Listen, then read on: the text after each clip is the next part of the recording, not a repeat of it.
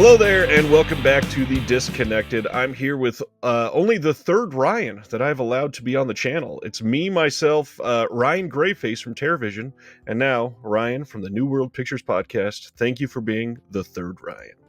Well, thank you for having me. I'll take the bronze. I'm happy to take it.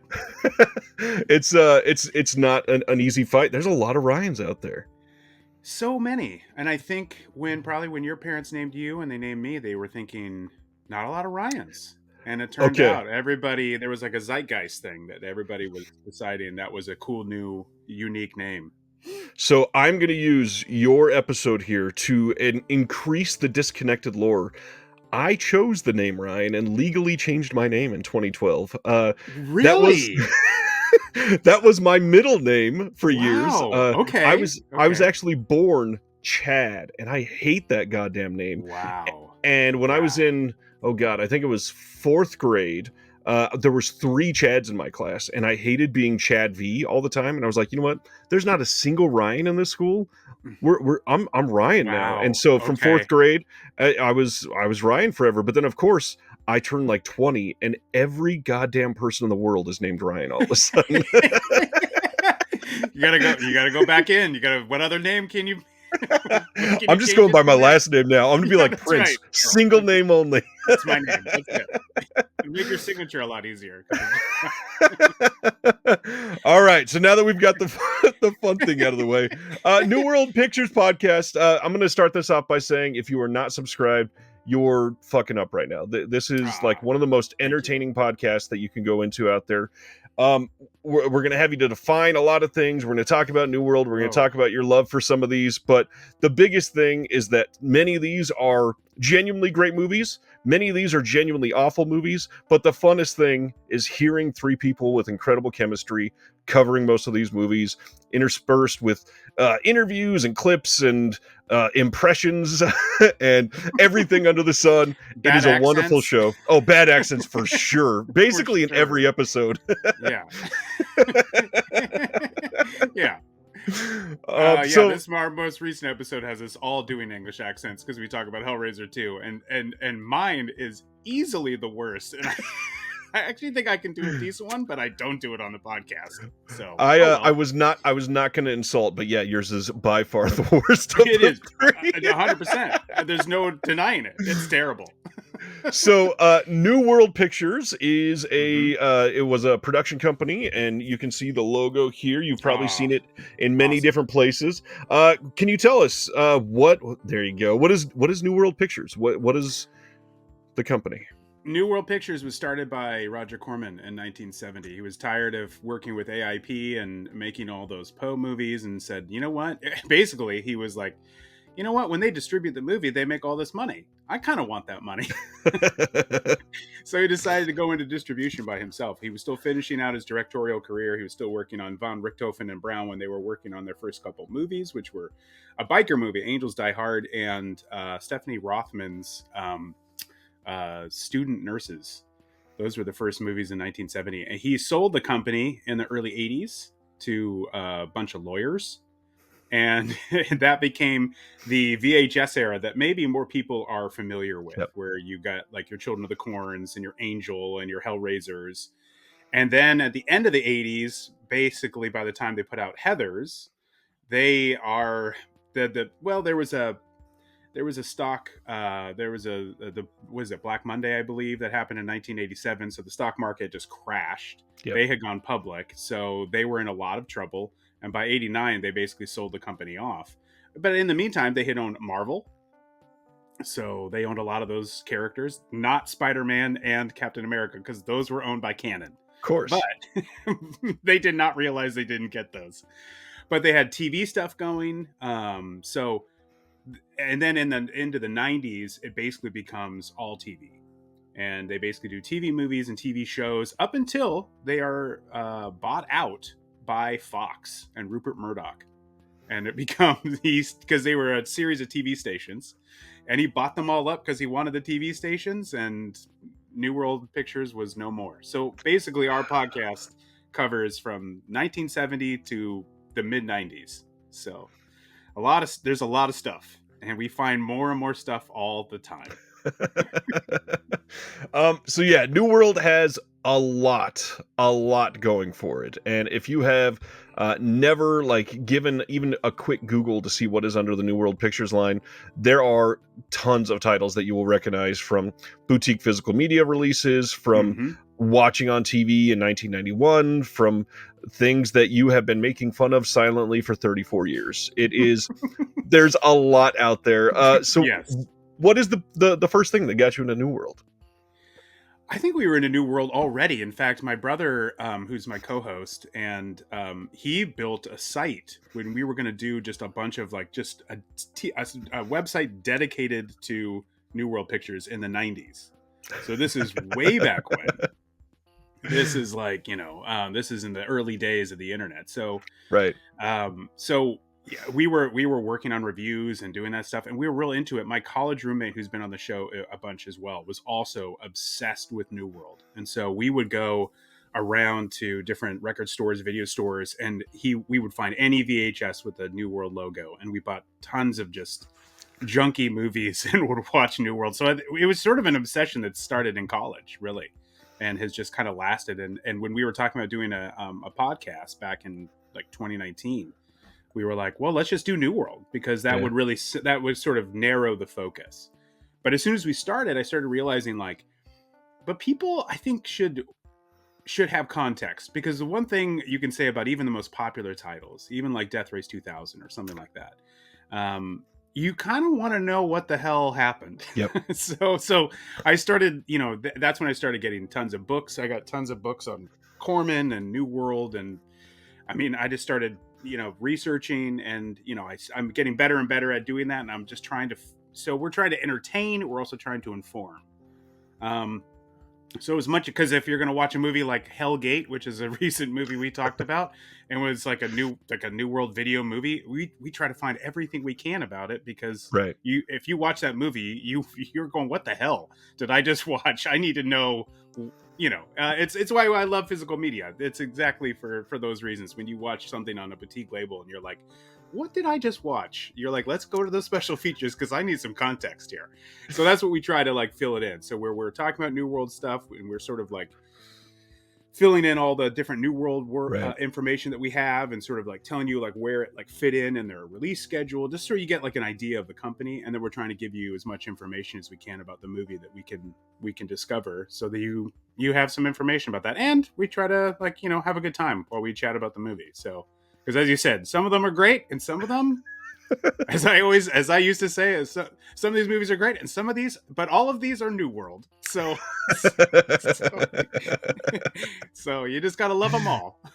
Speaking of Hellgate, is that the one that just came out fairly recently as a unobstructed view release? I think. Yes, yeah, great call. Okay. Yeah, yeah. I Okay. didn't know about that Blu-ray until we were up and recording. I have a I don't think I have it near me, but I have a DVD, an old DVD of it, which also I had the pit on it, which also was released by New World Pictures, and a Canadian acquisition they bought at the time when Corman had sold the company. So they were just buying movies and just putting stuff right. out. One of my favorite eras of New World, because it is such a crapshoot. It's just a wild group of movies that they just bought from around the world and put out. So it makes the lineup even more eclectic. But yes, that's So Hellgate. for some context for everybody that's watching, what are some of the bigger New World titles that somebody go, holy shit, that was a New World title? Good question. Well, like I said, I think Death Race is always a good one to point out the Yep. 1970s. The Nurses movies, though they did 5 Nurses movies, starting with Student Nurses, Night Call Nurses. We just did Candy Stripe Nurses, which was the 5th and final one. And we've interviewed Alan Holzman, who edited that movie. It was Nice. produced by Julie Corman, Roger's wife. And yeah, he edited that movie, and boy, what a song that movie has. It will penetrate your brain, and it will never leave it. Trying to think, I got all this stuff behind me. Oh, Galaxy of Terror, any of the sci-fi stuff that they did. Yep. Forbidden World, another Alan Holzman directed that one. Battle Beyond the Stars, of course, another Corman era one where he's completely ripping off Star Wars, but got John Sayles writing the script. It's a Seven Samurai or Magnificent Seven ripoff, Right. essentially. And I mean, so that's a good one. There you also get into, like I said, in the 90s, you get some of their superhero stuff. So they did the first movie with the Punisher, which is Dolph Lundgren. You get tons of, also, we haven't barely dipped into this, but tons of foreign movies. Yep. So we did Cries and Whispers this year in June, what we called June Gloom that month, and we watched all the sad movies because there's a ton of like foreign movies that they put out. So, Right. and recent boutique releases too, because I just got Derzu Uzala, which is a Ooh, Kurosawa nice. film that they put out. And they did The Story of Adele H, which just came out from Kino. They did Amarcord. They did like a, it was the first time I think that what am I thinking of? Cries and Whispers. Ingmar Bergman. It was the first time that he was ever played at a drive-in. Was because of being released by New World Pictures. So. That was not the qualifier I was expecting. Yeah. I mean, one of the like singular directors in cinema history, and he was, Corman was buying up his movies. Nobody would buy it. He had a string of misses. Bergman. Yeah. So by the time he picked up Cries and Whispers, that had been released. That they were basically offering it to people. And what's funny in the story we tell in the episode is that he had a lawyer, Corman, at the time, one of the lawyers he had for the company, and she was looking into those kinds of acquisitions. And she basically sold the rights. The amount of money that she needed was, I think, was $75,000. And she sold the rights to like non-theatrical entities. So this is like people that are going to release the movies on like planes and like in hospitals and things like that. Like these really weird places, prisons maybe. And they would sell the distribution rights. And they got the $75,000 from this company that released things non-theatrically, non-television. And she got that money. And because she had that money, she was like, Roger, I got the money. You can buy the rights to Cries and Whispers. And he said, do that again. Let's keep doing it. And that's when they started. This is 1972. So this is what starts them on like buying all these different foreign movies. So they put out Truffaut, they put out Bergman, they put out, Kurosawa, they put out all these movies and, that nobody else was putting out. And yet it's New World Pictures, which you think of more for like exploitation movies, biker movies and, nurse movies and all this stuff, Eager for the art house year of the podcast where we can hear all of those wonderful accents. We have to. Yeah. I think we did do a little bit of Bergman because he's in he narrates the trailer for it. And so we maybe did a little bit of Bergman in that episode. I'm trying to remember, but yeah. Obviously, with the Corman connection, a lot of those titles are also out through Shout Factory. A lot of them have come out as the site exclusives, and then, of course, the ones that they think they'll make a ton of money on, like Battle Beyond the Stars. They've released that widely, but many of those. I'm sure a 4K is coming. I'm sure, which I'm gonna now have to buy. And it'll be $43 for some reason. They're killing me. Oh, also because they did that with Slumber Party Massacre. They put out the 4K of that, so that was also New World, a movie as well. So not New World, the second one. The second one was Corman's next company, but he started doing all the sequels to his big hits at New World when he went to Concord, like Big Bad Mama 2. That was all stuff he did once he had sold New World. Obviously, we kind of got to touch on what was just a massive episode for Christmas. We got Hellraiser 2, and what a fun episode that was. This is one everybody needs to go listen to just because it's such an interesting dive into that film, and the fun chemistry behind it, of course, is always interesting. Oh, thank you. Yeah, well, we had interviewed the director Tony Randall and the writer Peter Atkins probably over a year ago, probably like January of 2022. And so we'd already spoken to them. So we were kind of putting that one off just a little bit. Plus we had gone on another podcast and talked about it. So we kind of wanted to give some distance, Right. But yeah, that allowed me a little bit of time. I don't have it near me, but I found the original press release. And so I use that for it. I try to find those press releases and use them when I can. And so we tried to, and watched all the special features. Arrow has some great discs for that. So we just tried to dive into it. But it's like my brother, my co-host Mark, he loves that movie. Like it's like his favorite movie. He saw it in the movie theater. Like he was amped for it. Like he was. So yeah, that was a fun movie. And what was fun about it too is that my wife Erica, who's also a co-host, she is not a big fan of the Hellraiser movies and doesn't like, because they're so gory. They're so effectively and wonderfully gory. And I get it. It's not the easiest movie to watch, but because of that fact. But so it was fun because I got somebody who loves it and somebody who's like, this movie is gross. Well, and to me, that's the thing why this podcast is so interesting and genuinely important, because it is not all just all hail New World. It is, yes, some of these are bad, and we're going to tell you that they're bad and cheesy, but we're also going to have fun doing it. And the chemistry of the three people, when it's mixed and one person really loves the movie and the other two hate it, and there's a little bit of pile up, like, what are you talking about? This is garbage. That's always fun. Sure. But it's entertaining education for some stuff that there's honestly not a lot out on some of these titles. Because they were produced so quickly, it just flew under every single radar. And so when somebody like you, who's passionate about it, can go grab as much as possible and just condense it into one episode, it's like, oh, I can learn everything about Slumber Party Massacre, even though it's been, talked about to death by so many people. Sure. Get the actual information from this episode, and it's just always fun. Well, thank you. Yeah, that's what we are certainly shooting for. First and foremost, we're trying to entertain. Then secondarily, we want to inform you. But exactly. there's also so much stuff that they put out. Once they put out New World Video, yeah, now you have so much stuff, and I find new titles that I didn't know about all the time, because the best way to kind of look all that stuff up a little bit is IMDb, and that is not the most reliable narrator in general. Like, the information on there is not extremely accurate. So I keep finding stuff all the time. A lot of stuff I have like an alert from eBay, and I'll find these titles and I'll just send them to my co-hosts and just say, like, here's a new one. And they'll be like, oh no. This is like a lot of stuff too that they released on TV, or they released internationally. They released certain titles in Canada through this company called Malofilm, which they combined with. Plus they combined with a company, I think, that Pierre David started, called Mutual. And they release things New World Mutual. So we've discovered like that there's stuff they released only in Canada through New World Mutual, but not in the US.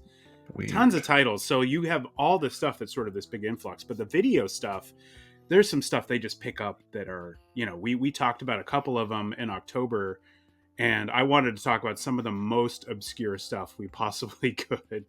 And so we talked about this wrestling movie they put out called I Like to Hurt People, which was the same guy who made who co-directed Hell Comes to Frogtown. Oh, damn. Which is a movie that people have heard of. But he started with this, late 70s shot in Detroit movie about wrestling, which at one point was going to be an actual narrative horror film that featured wrestlers, and there was going to be demonic possession. But they ended up cutting that. So there's only one scene where it kind of is, you can tell them they're sort of talking about weird vibes in the stadium. And it has a bunch of wrestlers, has Andre the Giant, has a bunch of other stuff in it. And then they started just shooting lots of wrestling fights and just having that footage. And they go to New World. They give them some money to have this whole Stop the Sheik movement, because it has the original Sheik, if anybody's familiar with wrestling. And we had a guest on who is like super into wrestling. He used to write a wrestling column. So we were like, tell us all about the world of wrestling, because we just got to know about all that. So there's just such weird. And then this other one called Terror in the Swamp, which was like a locally produced Louisiana movie about a swamp creature. Nice. Made out of nutria, which I didn't know what nutria was, but it's just like a little like a little creature, like a badger kind of thing. It's like a little swamp rat, essentially, is what they call it. And I didn't know what it was, but they turned a nutria into a man. This is probably, if you're from Louisiana, you're like, I can see why you'd make that into a movie. If you're from anywhere else, you're like, what the hell is that? What does that even mean? And it was called The Nutria Man, but New World, of course, releases and says Terror in the Swamp, because nobody knows what Nutre is. Right. So, but yeah, that kind of stuff. We're trying to give you context on those kinds of releases, which is like, what the heck is this stuff? You know?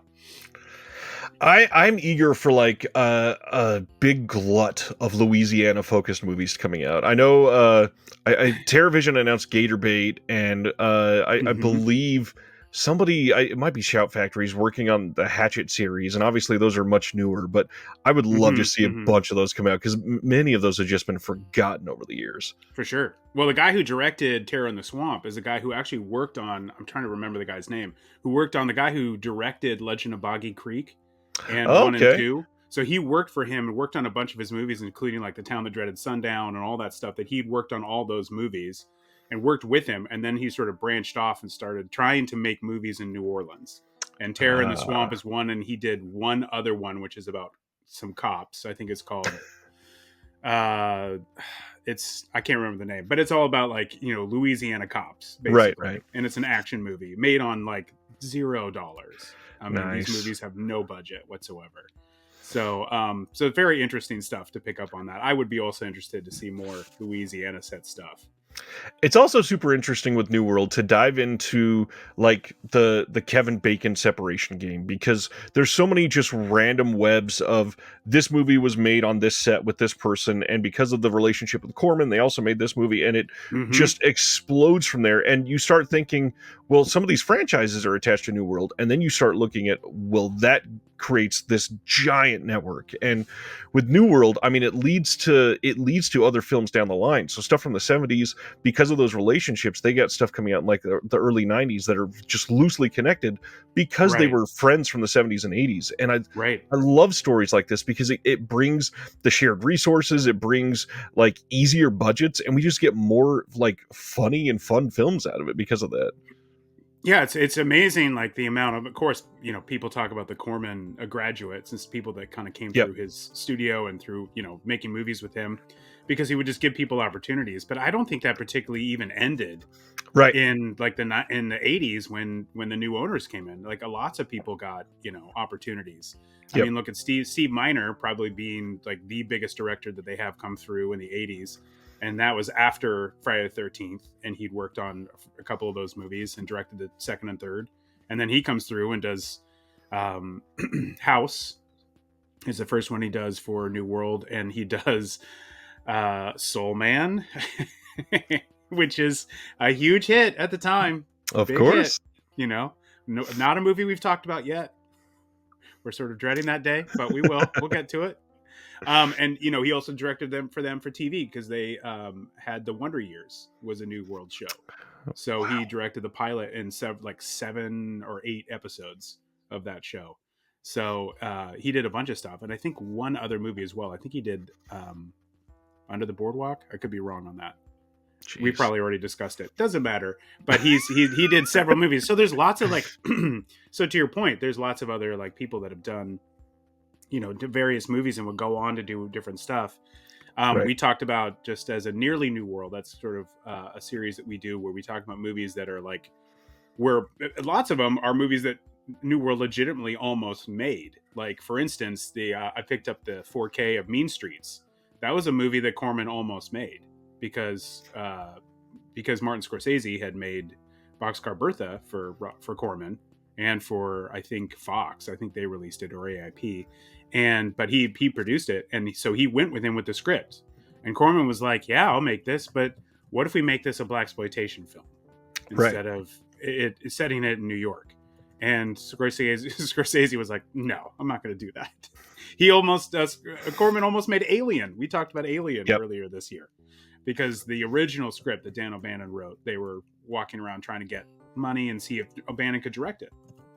And Corman was like, "Sounds good, but I'm only gonna put in so much money," which is, of course, always the Corman way. So you're gonna have to get money from somewhere else. So that led them to keep shopping it around, and eventually they sold it to Fox, and you know, the rest is history. But so there's a lot of stuff that they get, and there's certain stuff that like people will leave, and we cover their movies, like Night of the Creeps, you know, which we did because Fred Decker came up with the original story of House. He knew Steve Miner. They were almost going to make a Godzilla movie together, and They wrote the script and everything.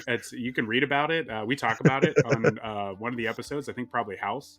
And but yeah, they were going to make a big Godzilla movie that didn't work out. And then he ends up going taking Night of the Creeps somewhere else, not New World. But we talked about it because it's like the web of New World is just so widespread, and it's kind of wild. I think I watched a Richard Grieco movie from the late '90s the other night called Against the Law, which I'm like, well, Okay. Richard Grieco couldn't have anything to do with New World. He didn't, but it was directed by Jim Wynorski, who got his start actually doing advertising for New World and in the Corman era, and then he wrote the story for Forbidden World, and then eventually when Corman sells the company, he goes over with him and he directs Chopping Mall, etc., and starts his massive directing career. So it's like the web is it's everywhere. It's like anywhere I look, even just putting some random movie on, I'm like, oh, well, okay, there's a New World connection. Of course there is, because there's just everywhere. Always. It's crazy. And then that Jim Wynorski web, that just explodes from there too. Oh my God, his career.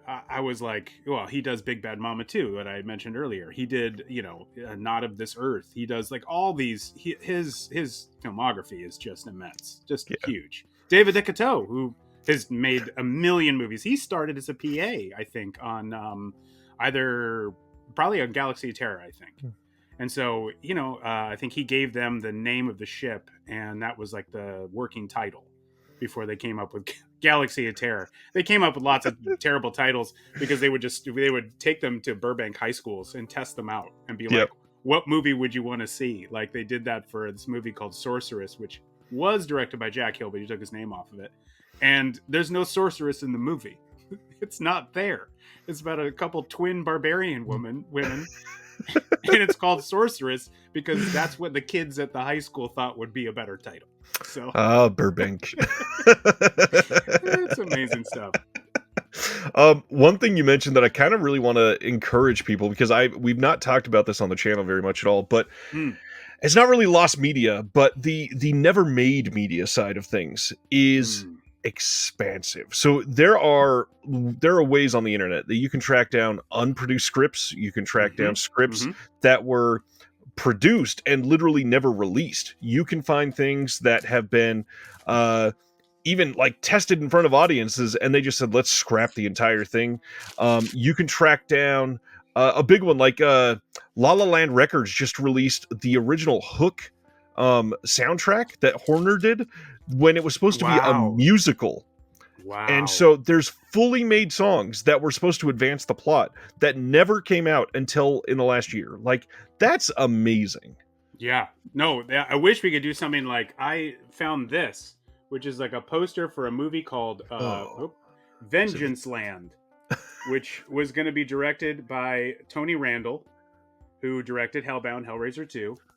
On the back, this is an ad that was in Variety. And this is like got Flowers in the Attic. It's got Uphill All the Way, Stand Alone. Got a bunch of New World stuff on it. Vengeance Land. So I emailed Tony Randall and I was like, look what I found. And he was like, yeah, I remember. We actually even went out to Utah and like found locations and stuff. Wow. But they didn't end up making the movie. But it's... Ashok Amatraj is like the producer. He also produced a lot of stuff with Corman. He produced School Spirit, which we talked about, which was made for New World but not released by New World, and that's why they got the whole Corman lawsuit that ended up with Corman walking away with his library of movies from New World. That's how that ended up happening, because they wouldn't release a couple of his movies because he was making movies directly for New World, even though he'd sold the company, much like Slumber Party Massacre. But yes, there is like so much stuff of movies that they never made. If I'm writing a book on New World, because of course I started realizing that there's not a lot of, because I have all these books on New World, but it's all the Corman era, and there's nothing on the second ownership group. And so I was like, oh man, somebody should write a book on that. And the more I thought about it, I was like, who else but us would even do this? Right. Like it'd have to be us. There's no one else. We get emails from people all the time that are like, hey, do you know the people that made, your New World Pictures? Do you know the people that made such and such a movie? I want to get in touch with them. And I'm like, we're not the actual studio. The studio's gone. but they think we can get a message to people and stuff, so it's it's like we're sort of ended up being the torchbearers of the company. And so I'm like, well, I guess who else could write a book about it? So I'm going to start writing. I've been writing a book about Sweet. starting from the sale of the company with Roger Corman, and sort of being somewhat of a movie guy, but also a history, of, different. So I'll have a chapter on New World Video. And so, Nice. so different stuff like that. So, and I'm thinking like, I'm bringing it up because if I start writing about all the movies they almost made, I'm like, I don't think I'll ever get it done. It's too much. Yeah, there's a lot there. It reminds me of like the Empire Picture stuff where they would come up with a title or Right. poster and A go, poster. okay, go make this movie. Right. That was something I think he even stole from Corman, because that was something that they would come up with an ad campaign and sell it, because he would sell foreign rights. A lot of that is what he would do, is come up with a poster. And some of those movies, the Empire movies, actually end up with New World because because Empire went down. So some of those movies actually end up being released on New World Video.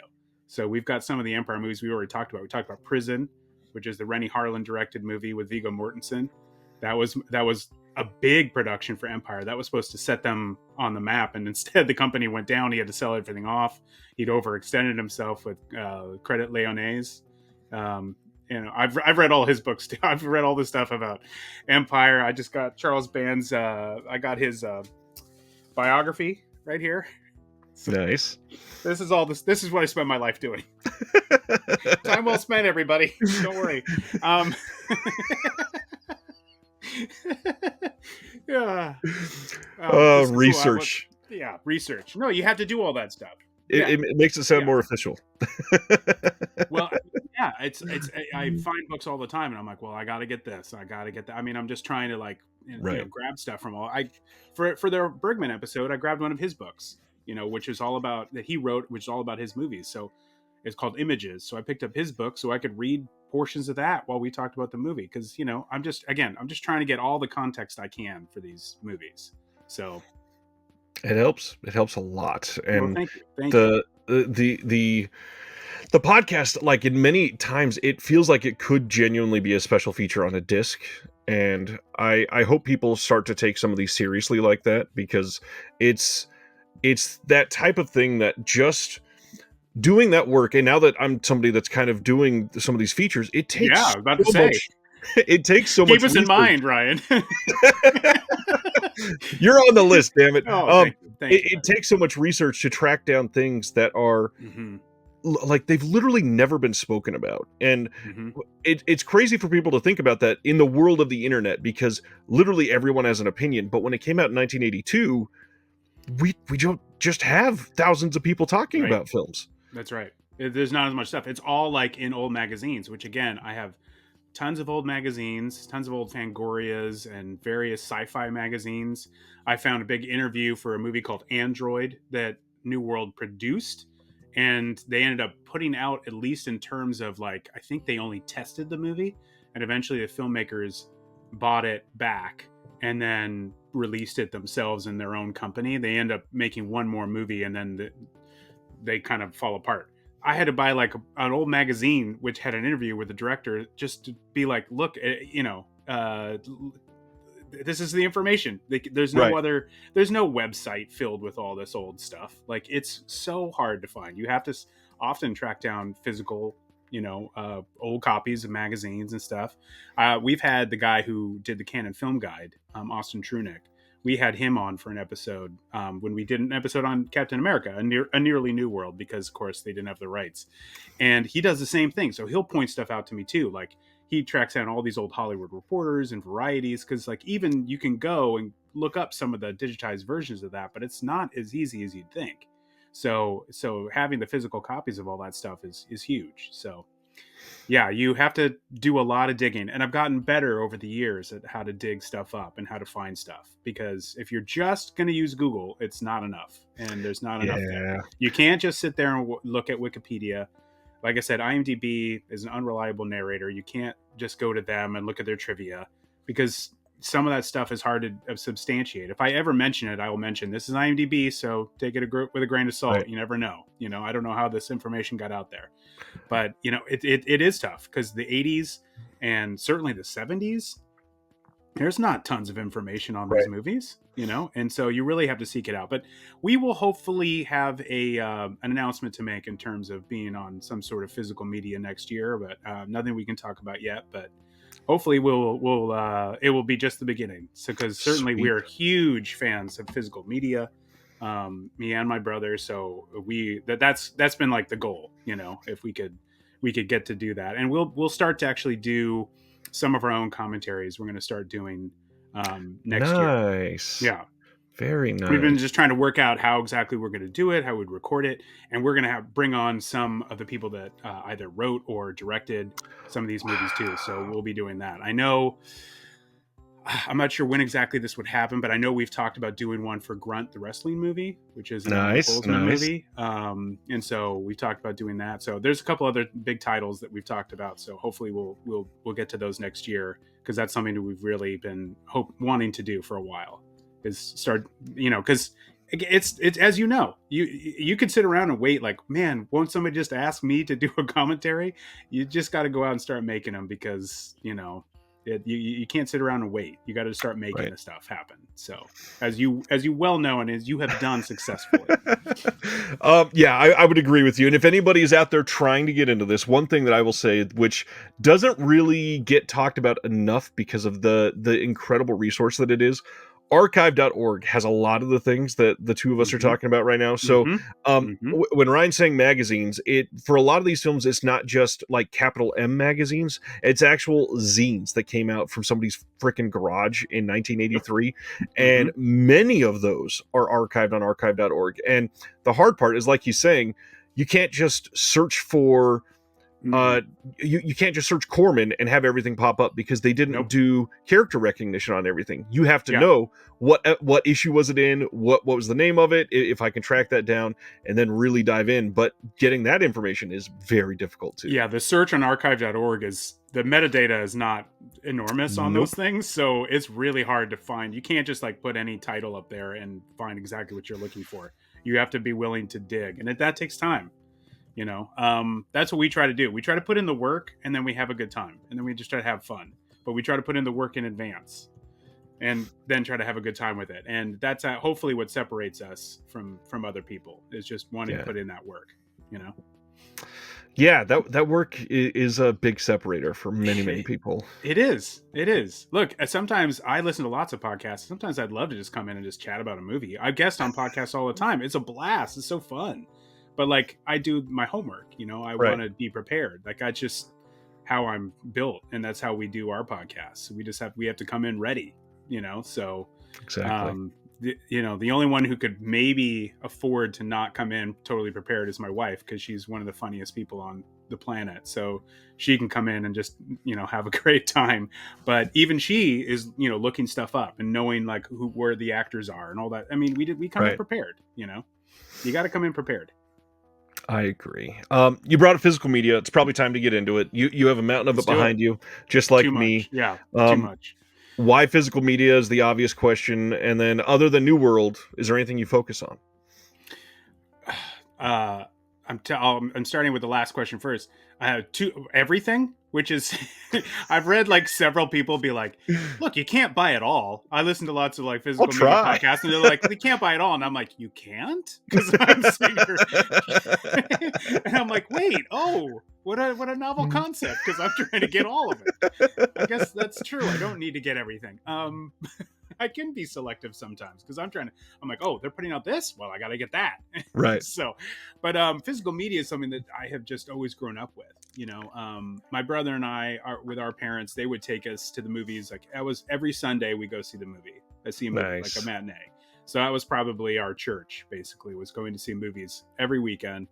And then my mom in the not the early days of VHS, because it took us a while to get a VCR, but eventually, once we had one, she would just buy movies. Now, when they were cheaper, for a long time, VHS was expensive. She's not going out there buying $90 VHS tapes. But once they became somewhat more affordable, and they're like in the $15, $20 range, she started buying movies. So we would have this library. Plus, we didn't have cable, but other people would tape stuff off HBO. So, nice. We would have like Nightmare on Elm Street 3 in between Lethal Weapon, and I don't probably like, you know, some other like Blue romantic Steel comedy. or something. Yeah, right. Blue Steel. I just got that Blu-ray. I watched it the other week. It's good. Perfect timing. Really good. Yeah. It's a great movie. Really good. Yeah. There's like a lot of Catherine Bigelow stuff suddenly on physical media. It's having a little explosion, And which yet is great. no Near Dark. That's been rumored No, for like 3 crazy. years from Studio Why Canal not? now. I know. It's like my favorite ever movies, but sorry everybody that loves Point Break. I do love Point Break, but Near Dark is just, you know, a masterpiece. So Incredible. And that old Blu-ray is garbage. oh man, I used to watch it all the time on VHS. I had the VHS. That would just look like clouded bullshit. It's awful to look at. Yeah. You can't tell what anything is in some scenes. It's terrible. Yeah. Especially But yeah, so it started in VHS, and then I got a job, you know, at video stores. So I started working. I worked at Blockbuster for a brief, like 3-month period, and then I moved to literally another store that was 2 stores up. This California, maybe you've heard of them, called the Warehouse. Yeah, of course. Yeah, the like as in where is something house. Yep. And I worked at the Warehouse, which is also music and also movies. So it was movie rentals, and so I love music, I love movies, so that was perfect because I could order things off the you know, their whole catalog, and I could order things in and get a discount. So I was just buying VHS, I was buying, you know, records, all this stuff that I've been collecting forever. I eventually did get rid of a lot of my VHS tapes, which is a mistake because now I'm buying them back, which is not great, not a smart idea. But I got into it from there, and then once DVDs came out, it was like this. You know, I was like, oh my God, you get the director to talk about the movie. Yep.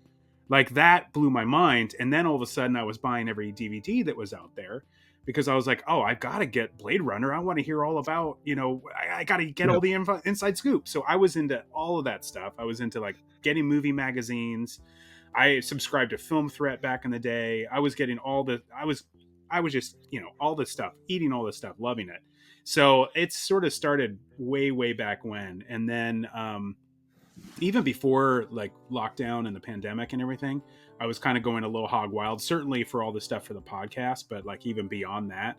But then once we were at home 24 hours a day, it was like click on more orders and ordering way more stuff, and it became all of this. So a lot of it is New World stuff. I concentrate a lot on New World stuff, but I'll get all the boutique stuff. I've been a subscriber for Vinegar Syndrome for 2 years. Me and my brother both subscribe, and then we like discuss the movies, you know, just for fun.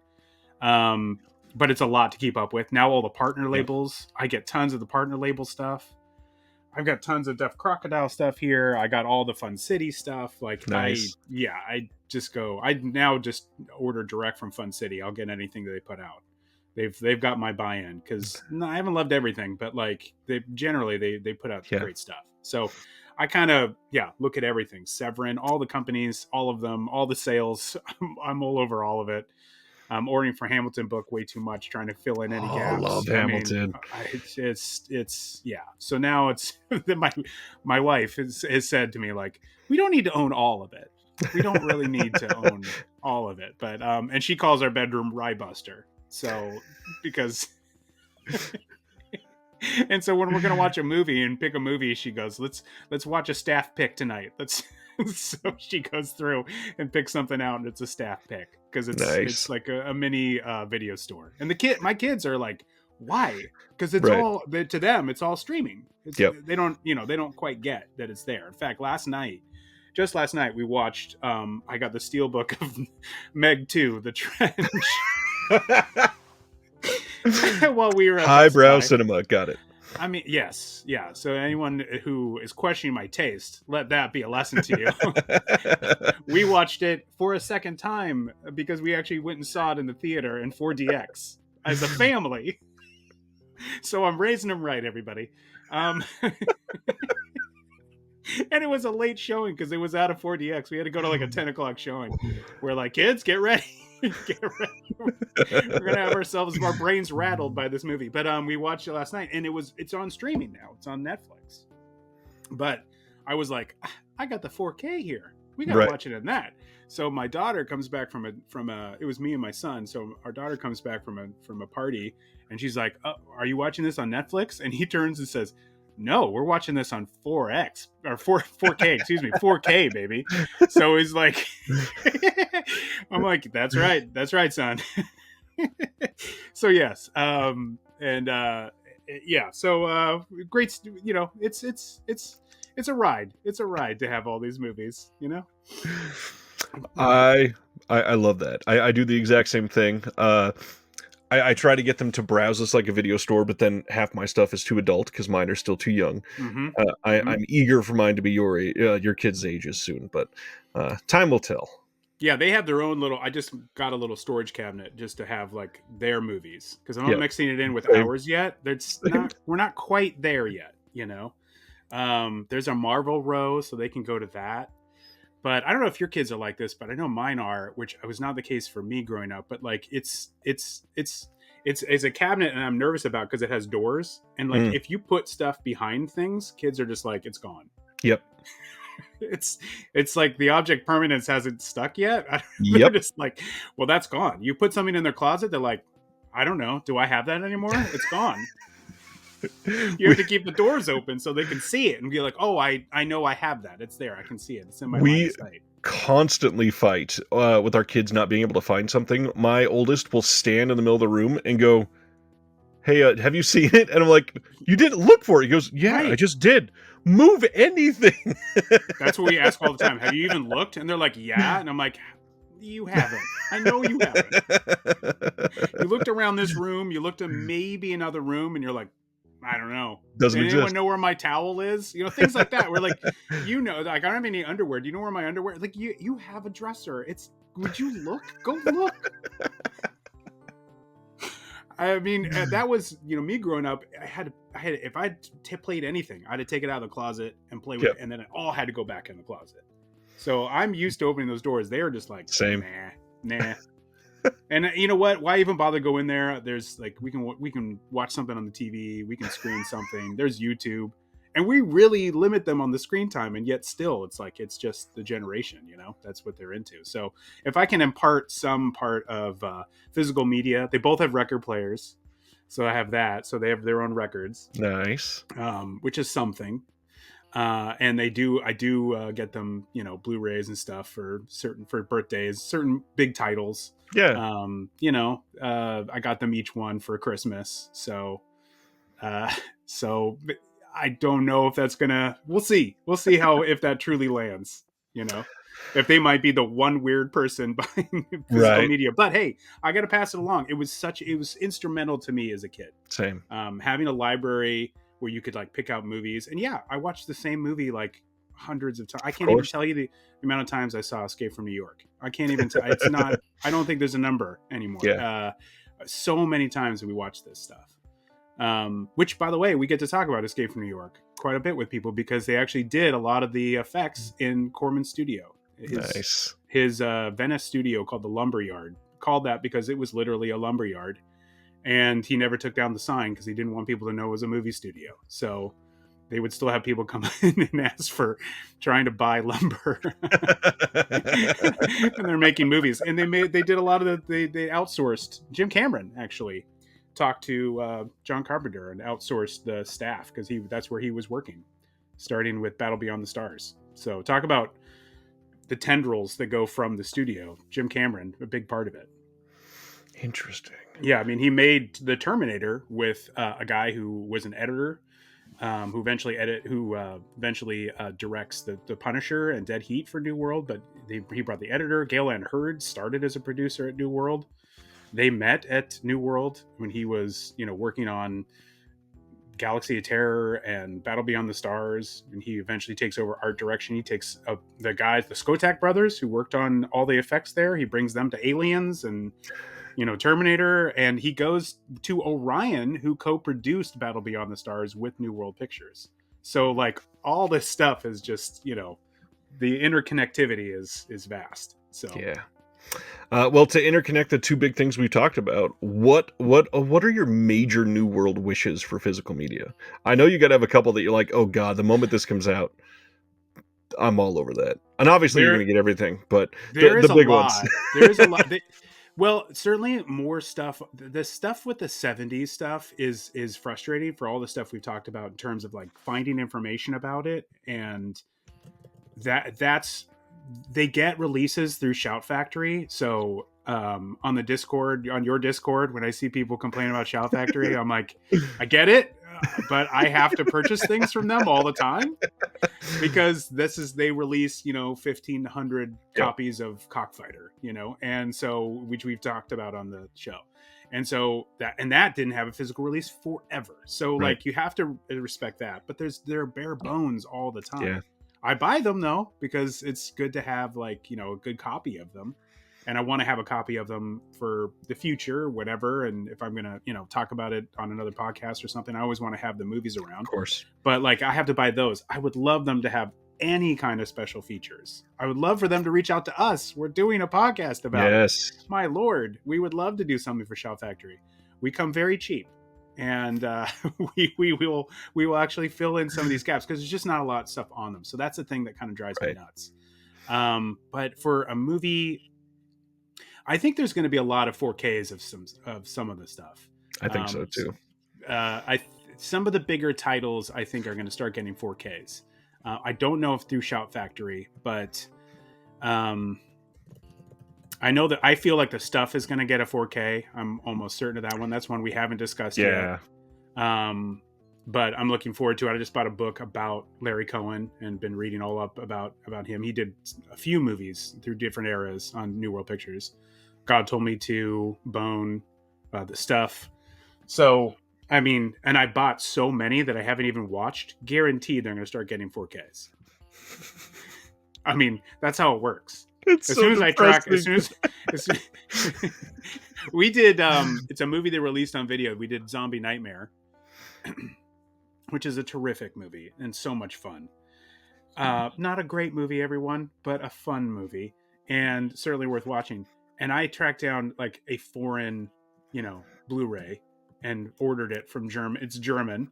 And I'm sure next year 4K from Vinegar Syndrome or Severin or somebody's going to put that out in some top of the line form with all the features that I wish I had gotten, stuff like that. Some of the stuff that they just released, the Reform School Girls one that Vinegar Syndrome put out, that was huge. Such a good release. Yeah, but I had already bought the Wicked Vision Media. Same. And I bought Ghost Town from Wicked Vision as well, which New World released on video. That was an Empire movie. Yep. So all the stuff that I bought like from overseas is going to start popping up. Of course. But what is something that New World's put out that I would really love that isn't out yet? There's a lot of them that are getting put out. So it's like I have stacks and stacks behind me of stuff that we haven't even watched yet. So, but there's got to be something that I'm just not thinking of. There's a big title that I'm not thinking of. It'll come to me. But there's a lot of stuff out there. But we were coming up with a list. In fact, we were going to do an episode on the physical media wishes of New World, and that was around the time that Cockfighter wasn't on disc. So then a bunch of titles did get announced. Yep. So I was like, okay, so we kind of put that to the side, and we didn't end up doing that. But we might do something like that next year, just to try to maybe put it up on our YouTube channel and kind of talk about the different releases that aren't out yet. Your brother's into physical media too. Does he collect as much as you, or is he a little bit lighter? Because I know lighter. You're all over it, so I assumed it was lighter. Yeah. He has had to like get tricky with like birthday presents and stuff because he's like, you buy too much, so I don't know what. He's like, I just assume you have it, and so I don't know if you do or don't. But he gave me like a series of DVDs and Blu-rays of Tobe Hooper's later career. Nice. Because that's the stuff that you don't get tons of. Yep. You have all of the, Life Force and, Texas Chainsaw Massacres and all that stuff. But what about his later stuff? What about Jin? Or what about, spontaneous combustion? So he gave me a bunch of those. So that's what he has to do to try to like find a way, because I buy way too much. But he's also into it. He also subscribes to Vinegar Syndrome, and then I get him a bunch of silly stuff whenever it's a holiday and stuff. So I did the same thing to him, but I did a deep dive on Richard Grieco stuff, and because he's been talking all year about Oh God, the Richard Grieco movie that Fred Decker did. Um, it's escaping me all of a sudden. I don't have the Wikipedia up at the moment. My mind is fried. Yeah. Oh, really? I'm wrecked from working on the newest issue of the zine for the last 2.5 I days in a bet, row. dude. I I bet. can hardly remember anything right now. Yeah, and it's the morning for me, so I'm still like on my first cup of coffee, so my brain's not quite working right yet. But yeah, he was really into. Oh no, that's not it. I'm trying to think of the title. It'll come to me. But he got into that, and we talked about it a bunch, and then we got together in the fall, and we watched it together, and and so I went deep on all the like 2000s 90s Richard Grieco movies, and that's what I gave him for Christmas, and made him laugh a lot. So I'm excited to get his I have to go through all the Toby Hoopers and give him my report, and he's gonna have to go through all the Richard Griecos and so yeah, we get into physical media a good amount, and of course we're always talking about Vinegar Syndrome stuff because we both subscribe. Right. We're on the fence about next year, but I think we might. The price point is looking not bad. I mean, it's better than people expected, especially when their I was FAQ thinking had $1,000. I was thinking of a big increase, especially the way they ended the year. Right. With like 3 box sets or 2 box sets and like that Existence, and just Yeah. I mean, geez, like they went, so I was like, oh, next year is going to be expensive to help pay for all that stuff. Yeah. But no, as it turns out. I think the title is If Looks Could Kill. Yes. Oh my God. I know it was like looks. I couldn't help but think Never Too Young to Die, which is not him, but a guy who directed a movie for New World, Gil Bettman, who we've tried to have on the podcast, and he was like, no. Because I'm sure people are asking him all the time to talk about Never Too Young. He did a movie called Crystal Heart, which we absolutely love. And it's a boy in the bubble like love story. It's unbelievable. You have to see it. You have to see it to believe it, especially the love scene. And I'll leave it there. But we like unabashedly love this movie. It was like something we just kind of threw on for a February, Valentine's Day movie. And we all were like, this is the most amazing thing I've ever seen. And then he did Never Too Young to Die. So we talked about that. And then he also just did, his last movie was called Night Vision, which is a Fred Williamson and Cynthia Rothrock, Robert Forster movie. Nice. From the late 90s, which again probably needs a Blu-ray pretty badly, but not a New World movie. And I watched that recently, so I have him on the brain, so that's why I couldn't think of Looks Could Kill. But yeah, that's the Fred Decker movie that he just talked about all the time. So I was like, okay, you're going to talk about Richard Grieco, I'm going to give you all the Richard Griecos. So well, and Grieco did a lot around then, so it's real easy to get confused. A ton. Oh my God. And again, I just seen that movie Against the Law too, which is a Wynorski movie. So I'm trying to somewhat get in on all the movies I gave him. So yeah, he did a ton of movies, so many. I barely scratched the surface. And I gave him like 10. We have said Wynorski enough times. Now Mr. Will Dodson is watching this, and he probably just collapsed out of pure euphoria because he loves Wynorski so much. He is he's a perfect, Corman guy. Yep. Because he's to this day, even though he makes all these like doggone movies and stuff, he just knows how. And he's roped in, like Tony Randall directed one of those because they did a series of them. And he knows how to make exploitation films, and his movies are fun. Yep. He doesn't think too much. He just has a good time. Like he made the best Deathstalker, like Deathstalker's, he's the worst guy in the world, and he's in a terrible wig, and you have to root for him. It's awful. But Deathstalker 2 is super fun. It's everything you thought the first one might be. And then 3 and 4 also exist.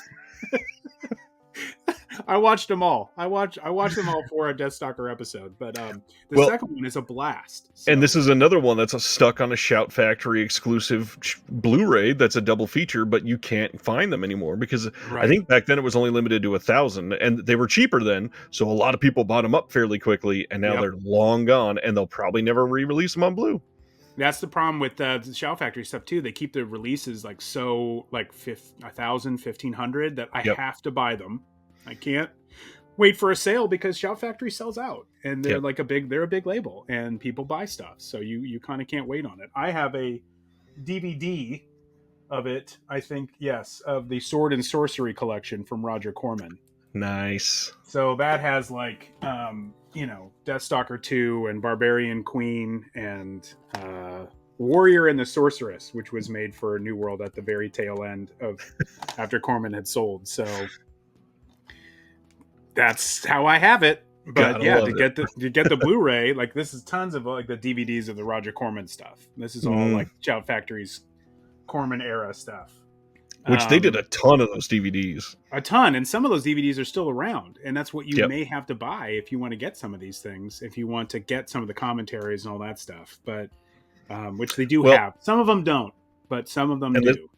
The sad thing is they'll probably release them on Blu-ray, but with how infrequently they do those, it'll probably be 2027 until the one that you're after comes out on Blu-ray, and by then it'll be $44 and limited to like 19 copies or something. Oh, and like a poster you don't need, and like when it comes in, you'll have to pay the postage because they send it media mail. And oh my god, the amount of posters I have in the closet of Shout Factory stuff, and I'm like, I don't even have walls. Even if I wanted to put this up, I don't have the wall space for it. I don't want the poster of the new art. No offense to anybody, but if I wanted, I want the original poster because that's what I have memories of, not the like new Event Horizon poster. I mean, it's nice art, but I don't have any. Yeah, I don't have any history with that. So that's why I bought those poster portfolios. That way, I at least have a reason to get them sometimes. Oh, I just thought of one of the movies I was thinking of. We're going to probably talk about this movie next year, and that's Grand Theft Auto. Because I have the DVD of that, probably up here, and we're going to talk about it, or Eat My Dust, pardon me, but also Grand Theft Auto 2. But I have the DVD of Eat My Dust, but that's one that actually doesn't. I'm sure there is an old Blu-ray of it, and I need to probably find it. But that's one that I'm like, why aren't they releasing that? Right. And will that be a 4K coming out? Probably. Sometimes at this point, I'm trying to hold off and see if there's a 4K that comes out before I settle and buy on some of the movies I want to get. Because every time I buy a movie, then the next thing you do is they put out a 4K. And Shout Factory is the worst at that. Not to make this a bigger deal for you to maybe spend money today, but the Great Texas Dynamite Chase and Eat My Dust came out as a Shout Factory exclusive, February of 2023. It's a fairly recent one. Yeah, that is. And I do have a Texas Dynamite Chase on DVD here, and I have Grand Theft Auto, but yeah. They also released like a trio, I think, of like the final what's the movie? What's it called? They released like Stacy is one. That's like the first movie from Andy Sedaris. No, Stacy it's either a Sedaris or a Sirio Santiago. But they released like 3 movies on one disc. And I've almost bought it during a sale. It hasn't gotten to a point where they're almost going to sell out on it. I'm checking the numbers on it all the time. Because I'm like, they're, again, movies that are very hard to find streaming. If they do stream, they only stream occasionally on Shout TV. Because they have the rights to it. And then they, to find these things on DVD are like so expensive to just it's ridiculous. The 70s stuff is the hardest. Because I would love to have some really good versions of those movies to watch. But I understand from their point of view how many people are looking to go deep on the Nurses movies. Though that's another one. The Nurses I don't think they put out the first Nurses movie on Blu-ray. I have a DVD of like the other 4. Right. The very first one, the Stephanie Rothman one, they don't have out. So that's not released. They re-released 2 of their biker films. I don't think they've released... they haven't released one of them. I think it might be Angels Die Hard. I think it's the first one. And they didn't release. They released Bury Me an Angel, and they released Angels Hard as They Come, I think. Yeah, those are the 2, yeah. So they released those 2, and I own those 2. Because we've watched those. That was one of our early episodes where we talked about all 3 Bikers films. It's one that will never see the light of day, but it was a test episode that we did to start the podcast. It is not good, but got us going, and we realized we can't do 3 movies in one episode. It's just too much. But that's a lot. Yeah. It's a lot, especially if you want to try and get into the history of all of them, and it's just too much. But yeah, that's one, like the first two movies that the New World put out. That would be nice to get out, and I'm sure they will put them out eventually. But they're probably going to be just the movie on a Blu-ray for $34, and you're like, plus shipping. well, not if you meet, but then you have to add more things to your cart to meet that free shipping. Of course, that's how I they probably get you. have way too much here simply because I've added things to the cart to be like, well, if it's free, if I added another $15, it's free shipping. I should just get something.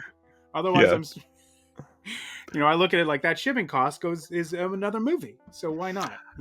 I've probably spent at Orbit like $200 extra in the last year. Just I want these two titles, but 3 gets me free shipping. And why would I not add the third? Right. And just spend an extra $17 to save $7. And on Diabolic, if I order something and I know I'm going to get charged $5 no matter what, but then I'm like, pile it on. But let's make it count. Yep. Right. I can't just order 1 or 2 things because that's like I still gonna get charged for shipping. So I got to make it count. I was looking through a TerraVision last night and I was like, okay, there's no way around this shipping charge, so I really got to make this one. I'm just piling things in the cart, just trying to like, what T-shirts do I want? Like, it's just it's. it's. I'm glad we're all the same on that. I'm glad I'm not alone. They have duped us into spending so much extra money. I agree. Yeah. For it's the $7 shipping charge. People, right? And I think about people in Canada that have to spend like double that at least just to get like their Vinegar Syndrome subscriptions or something. Like I think they get Canada's $100 extra and international's $170. Yeah, I mean, to get free shipping. Imagine, right? Imagine if you're living in Belgium and you're like, oh shit, I gotta pile $200 worth of stuff just to get free shit. Here we go.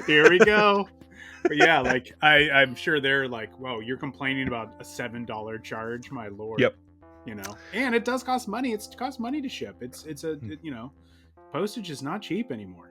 Vinegar Syndrome is losing a lot of money on that shipping internationally. I guarantee it. Yeah. Well, they are now starting. Didn't they say something about adding like a shipping charge, or they're adding? No, I was looking at the.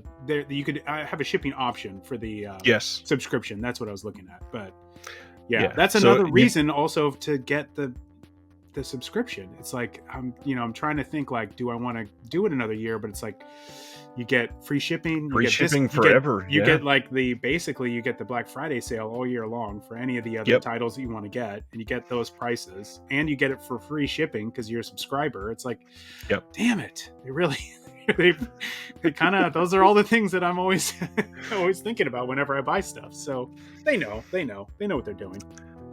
They're smart really people do. over there. Well, Ryan, I will give you your weekend back. This has been too fun, exactly how I knew it was going to be. I love talking with you, and we got to have you back on eventually. Maybe we can, I would love that. Maybe we can pick out a couple New World and just have you teach me some stuff, because I would love to dive in on some of these. No problem, man. Love to do that. And if you have me, if you need somebody for Reconnected, I'd be happy to jump on there too. So the moment I hit end recording, we are scheduling that. So thank you for doing this. Thank you for having me, Ryan. This is great. And big again, for everybody. So. Oh, come on. I'm going to interrupt the compliment to say everybody needs to go be a big fan of this, Ryan. If you've not subscribed to the podcast, like I said in the beginning, you're messing up. This is like top tier, one of the best out there, super great research, very fun personalities, and it's one of those perfect, what's the best way to say this?